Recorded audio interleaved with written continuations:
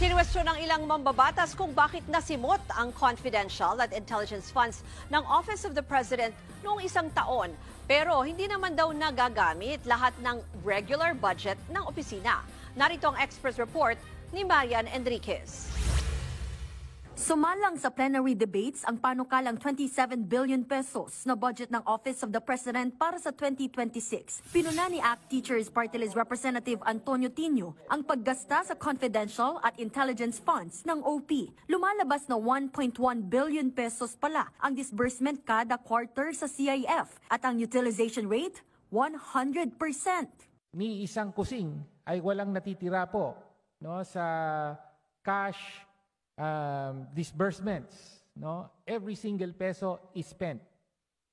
Does the sponsor confirm na quarterly wala po ni isang butal, ni isang sentimo, ni isang piso na natitira? Ubus po lahat ito. Mr. Speaker, Honorable Colleague, tama po yun. Efficient po ang pag-utilize ng Office of the President ng pondong ito. 4.5 billion pesos ang hinihinging CIF ng OP. Kasunod nito, tinanong ni Tino kung ganito rin ba ang siste sa regular na budget ng OP.